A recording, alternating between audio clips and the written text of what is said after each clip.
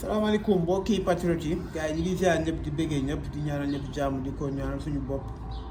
les chroniques quotidiennes de Djine Ndiaye. Bon gars yi je vais parler de deux choses. Benn bi fi nga xam ne fa la ñuy jëm démb j'ai fait une vidéo, j'ai reçu beaucoup de commentaires. Par rapport à ces commentaires laay wax une manière globale maanaam fi ñu jëm maanaam confrontation. naa leen wax Macky Sall bonne posture la naa leen jox benn révélation aussi boo xam ni un ami boo xam ni c'est un journaliste international boo xam ni tubaab la, c'est un Suisse, il est basé même en France. moo ma expliqué exactement le monde RFI ak bon le monde ak RFI sax la wax quoi, parce que nee na il a travaillé avec ses organes. lan moo taxoon ñu ñëw interviewer Adji Sarr lan lañ bëggoon. Bon, il m'a expliqué beaucoup de choses. Bon, je vais partager ça avec vous. Bon, je vous dis que gis ngeen justement waxaat rek nga gis Sénégal actuellement ku nekk gën di wax ay Fatoumata Ndiaye Fouta Tampi, Aïssatou Diop Fall, Moustapha Diakhaté fii ay nit ku nekk ngi génn di wax ñi di saaga ñi di def lu nekk. On a pris acte. Amul benn mot boo leen wax bu gën a ndaw bu nu rëcc. Mois de mars nag dama leen koy wax et je le répète, su fekkee mois de mars ngeen ñu bettoon nga bett nit wër ko ndox mu gañe la mu wëlbatiku lem sa loxo jàpp la daan la ndagam kooku nga bett ñëpp daw làqatu ji ay journalistes ay politiciens ñëpp daw làqatu ji ñii sax woote Pastef di jéggalu ñuy woote naan bokk ma ci bëri na. su fekkee boobu la affaire bi metti woon seen ab asamaak bi ñu yàgg un an ngi ni ñuy préparé ñun te dafa am loo xam ñun dañ ko góox suñu xol te yëgoo leen ko moo tax ngeen def jàmm rek moo gën ci yéen. dañoo dem mars répression policière am ñu rey ay nit, pourtant à chaque fois dama koy répéter population bu wër policier dañ leen di mel ni ñoom dañ leen a fan wala dañ leen sax mujjee di leen maanaam di leen galvaniser maanaam jubóog ñoom donte ñu ngi ñuy réprimer. Je vous dis que loolu du amaat su fekkee soo leen juumee ba indiwaat fitna loolu du demee noonu. bu leen fàtte ni seen loos 14 personnes ngeen rey dañuy jël loolu en compte. 14 personnes ngeen rey on va prendre ça en compte. Il y a plus de 600 blessés dañ koy prendre en compte. nit ñi di gën a saaga di def lu leen neex dañ koy prendre en compte. Arrogance bi ngeen nekkee di wax di saaga di jël xaalis Sénégal di ko kii dañ koy prendre en compte. ngeen jógee Macky Sall menacé mi menacé naan pare nañ din fi amat du fi amaat dinañ ko prendre en compte. te billaahi bii pas di ngeen deeni Sénégal Ukraine la nekk te ñaanuñu ko yàlla. bu ngeen def nag lu leen neex ñi nga xam ne nag ñi ngi wax. Je prends l'exemple de Fatoumata Ndiaye Fouta Tampi waxal ba mu neex la loo neex waxal loo deful rek baax Aïssatou Diop Fall lu la neex waxal ñi wax ñëpp lu leen neex la ñu wax. Le Sénégal sera trop petit pour eux te soo leen tëddee di nelaw rek doo leen nit 90% jeunesse bi li ñu leen guuxal mënul xaj ci yéen. Je vous dis que 90% de la jeunesse haine bi ñu am ci yéen ku leen ci téewoon du doy te wax leen nag bu baax ce ne sont pas des menaces mais c'est des mises en garde. beneen bi mooy da ngay gis naan non Macky Sall dafa maanaam Macky Sall dafa doy waar gars yi ay saay leen jàppal bàyyi gars yi dama leen wax leen. Macky Sall actuellement fi mu toog lu mu bëgg a def day laaj est-ce que lii lay ko def waaw lan mooy solution. Macky Sall actuellement xamatul lu muy def. Macky Sall il est déboussolé. Macky Sall décision yi muy jël day woo ay nit di leen laaj maanaam les généraux maanaam les conseillers nu ñuy def léegi lan mooy solution bi loolu rek la nekkee. Macky Sall dafa tiit Macky Sall dafa mel ni ku je vous dis que Macky Sall il est déboussolé. Des gens proches de lui-même. Ils disent que Prési, il est extrêmement stressé. Il a extrêmement peur. Parce qu'on ne l'a pas fait peur. Mais nous faisons peur. C'est la vérité. Parce que, comme Macky Sall a un adversaire devant lui, dafa gëm lu muy wax peuple bi suivre ko te peuple boobu noonu jeunesse boobu ñoom ñoo pare teg seen bakkan jeunesse boobu ñoo pare teg seen bakkan kenn mënu ci dara kon tey nit ñi bu ñu xalaat ni ay non Macky Sall mun na def lii France ay kii xawma DGSE affaire yooyu mi ngi fii ay xawma non mais yooyu yëpp xola du dara Macky Sall dafa tiit Macky Sall vient fi xam nga lu muy xool fan lay jaar ba génn parce que xam nga nag da ngay gis ñeen ñëwaa naa ma jim coach dañuy bañ ñu bett ñu affaire yooyu gis nga ndangam discours benn discours Ousmane Sonko day def discours ba pare patriotes yi ak gars yi maanaam mafia beeg ñoom yëpp di xaar ak nan la ñuy contrecarrer ñi nga xam ne dañuy génn di wax asamaan ñu génn nar a jàpp Ousmane Sonko su génnee wax laa mu wax ba pare ñun ñi ngi pare xeex man d'une manière verbale maanaam la bataille médiatique ñu ngi koy pare te saa su nekk dañ koy gañe asamaan ñu téye Ousmane Sonko procès bi xam nga lan la te dama koy répété waat diversion la dinañu woo Ousmane Sonko auditionné ko mu ñëwaat léegi imagineel ñun ñi ngi war a dem ci ay élection législative la moo tax ñu jël procès bi indi ko diggante élection biñ ne élection législative yi day ñëw parce que ñi ngi bëgg a yóbbu suñu xel yëpp dem ci Ousmane Sonko dinañ ko jàpp wala duñ ko saa waay Macky Sall mooy premier garde corps Ousmane Sonko Macky Sall mooy premier garde corps Ousmane Sonko Macky Sall xalaatul teg loxo Ousmane Sonko suy dem nañ ko déglu nag lu mu wax rek ñu def ko waaye su demee bay dem nañu am retenue audition la nañ ko bàyyi mu dem nañu nekk ci liggéey bi gars yi dañoo tiit léegi ñi ñuy sacrifier mooy genre Aïssatou Diop Fall gi nga xam ne Aïssatou Diop Fall moom ñàkk jom sax mooy toog muy wax Aïssatou Diop Fall tey moo fi def lu léegi imagineel bi mu nekkee Walfadjri Sidi Lamine Niass defal ko lu nekk mu nekk di tirer ci Ablaye Wade ak Karim Wade woo ko jox ko xaalis mu koy nëbb Sidi Lamine Niass ci yoon bi la ko Sidi Lamine Niass wooyee na ko Aïssatou mu ne ko waaw mu ne ko dama bëgg nga jaar fi bala ngaa dem sa kër mu jaar fi Sidi Lamine Niass nangu xaalis bi ne ko jox ma xaalis mu jox ko Sidi Lamine Niass jël xaalis bi séddale ko journaliste yi nekkoon foofu mu gedd jël disque yu mag yi nga xam ni moom la ñuy def seen base de données moom la ñuy enregistré données mu jël ko dem jaay ko ba Sidi Lamine Niass wóor ba ñu jàpp ci nga xam ni ñoom ñoo yor kii bi ñoom si moom lañ ko jaay amul gàcce c'est une corrompu léegi kooku noonu mi ngi wax mais na ma lay wax leen Aïssatou Diop waxal bu baax a baax waxal bu baax a baax xam nga marché dafa jeex événement bi jeex nga génn di tàggu Sonko nga naan Sonko vraiment son courage vraiment son sens de but affaire yooyu billaahi wallaahi yàlla suñu borom moo ñu tiim amul benn wax boo ñuy waxati bu ñu mën a dégg à bon entendeur sari ce ne sont pas des menaces mais c'est des mises en garde gars yi troisième bi nag mooy je voulais le partager avec vous sama benn xarit c'est un journaliste Marcus damay wax sax turam parce que nëbbu ko de toute façon def na sax benn article après naa ko partager ci affaire maanaam journaux internationaux les journaux internationaux de la France li ñuy def maanaam lu bon li ñuy def maanaam médiatiquement li ñuy def Afrique maanaam seen jëf ju bon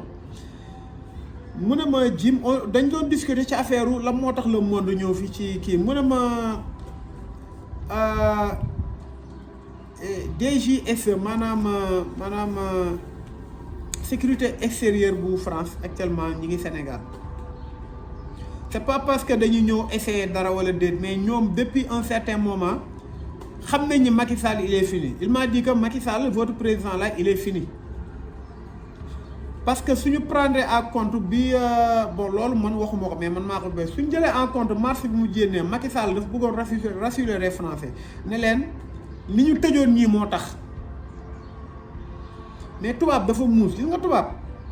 le monde ak RFI ñëwuñu fi pour xaalis pour ñu fay leen xaalis parce que loolu du woon seen but il m'a dit que le but du monde et de la RFI ñoom ils sont très forts à ça faire des sondages kan moo war a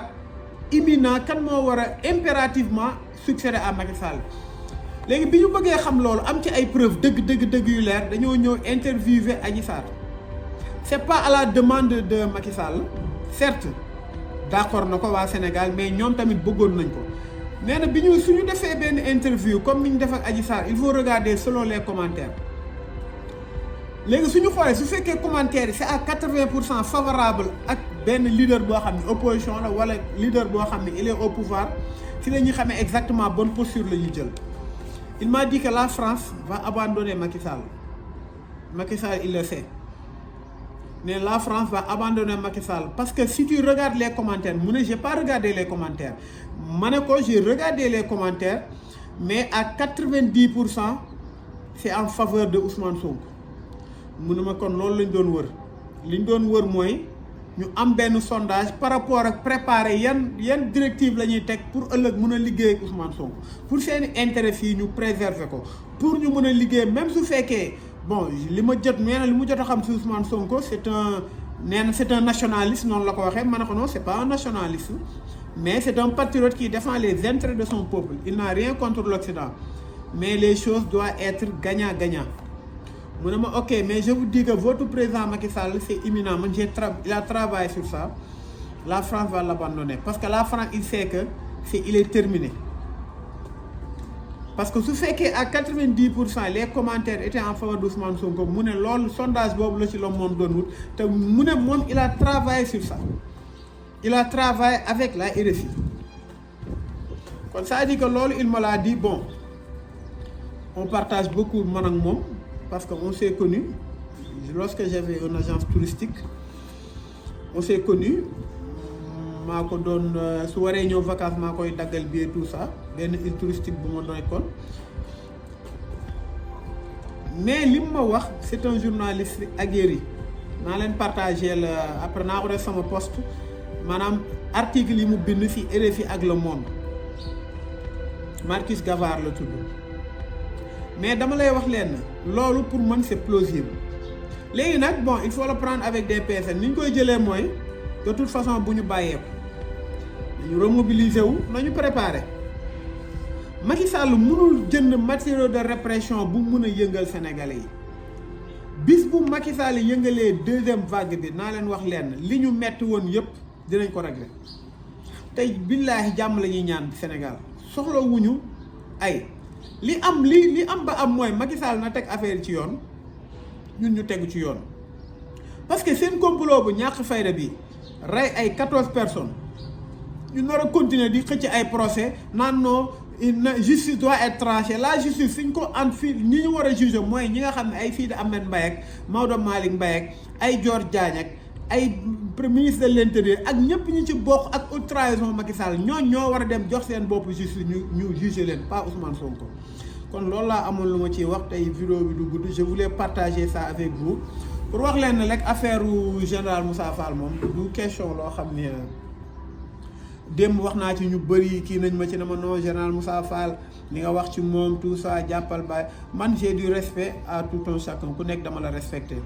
général Moussa Fall li ñu xam ci moom moo ëpp li mu xam ci ñun soo xoolee ay sous-écoute yi mu teg Ousmane Sonko yi ñun ñii sax nga xam ni su dee yaakaar nañ ni ñun ñii ñëpp ñu ngi jegante ñak Ousmane Sonko Ousmane Sonko ñooy fanaan daal dañuy giseen tout le temps te c'est pas le cas président Sonko def naa 2 fois laa mos a wax ak moom téléphone benn yoon laa ko mos a teg bët kon ça dit que on a rien de spécial affaire yooyu peut-être ñu wax message écrit wala dara souhaité ko bonne chance wala dara loolu mais ñun ñëpp dañuy mettre sur DST maanaam dañuy mettre sur écoute c'est-à-dire que ñoom li ñu bëgg a xam si ñun dañ kaa xam si ñoom tey général Moussa Fall tey li ma mën a wax ci moom tey li nga xam ne parcours am jaar na si tout ça wax ko loolu dama ci bëggoon expliquer ni lan moo tax moom Macky Sall war ko manipuler te en 1990 la doon lieutenant kon ça dit que c'est quelqu'un ci dëkk bi ñun dañoo xam ji nga général Moussa Fall ci ko yar muy Abdou Karim Fall moom mooy camion citerne yi ñu bind ci AKF soo xoolee mi ngi nekk soo xoolee route industrielle soo ñëwee ba Sarr côté LG yi am na benn dépôt bu fa nekk citerne kooku moo yar nu mu tuddati général Moussa Fall général Moussa Fall c'est pas le plus doué de maanaam de la gendarmerie non ñu ko dàq jàng ñoo fi nekk parce que tey général Moussa Fall soo xoolee maa ngi leen koo doon wax def na 4 fois maanaam école chef d'état-major def na ko 4 fois amu ko mënul jàll. Général Moussa Fall bi mu nekkee gouverneur palais Macky Sall daf ko bëggoon relever pour yóbbu ko Italie mais il avait refusé. Marème Faye Sall moo si jàpp pour mu toog parce que moom il avait des aspirations yoo xam ne pour doon général. xam nga tey maa ngi la je vous répète que grade bi gën a rëy ci armée colonel la léegi président mooy xool bu ko neex mu kii la wala déet te général Moussa Fall il est désavoué par l'armée dama leen ko wax par la gendarmerie parce que dafa am yoo xam ni daf ko def mu metti yenn gendarme yu bëri parce que tey soo xoolee général Moussa Fall li ma leen wax rek lan moo tax ñëpp ñi nga xam Ousmane Sonko accusé nañ ci complot bi def nañ point de presse muy magistrat ku ne mais moom benn gendarme du génn benn gendarme génnul wax ci parce que il est désavoué par la gendarmerie loolu mooy dëgg parce que tey su fekkoon moom comme général Tine ni ñu ko bëggee woon affaire yooyu su fekkoon loolu la gendarmerie maanaam dinañ dem maanaam service de division de la communication ñu def benn kii pour démentir lu Ousmane Sonko mais defuñu ko xam nga tey bi mu ñëwee war a def maanaam mutation yi yenn biñ ko falee mu war a def yenn mutation gendarme li mu njëkk a def mais dafa sorti un ordre de service laajte ku nekk poste bi mu nekk ak privilège yi mu fa am loolu musul am fenn mu jël relevé ñëpp ñu fa nekkoon teg fa ñoo xam ne ñoom ay ñu ko jege lañ loolu moo am c'est vrai kon c'est-à-dire que am na lu bëri loo xam ne ku nekk mun nañ ko waxal mais dans le respect nekkuñu fi di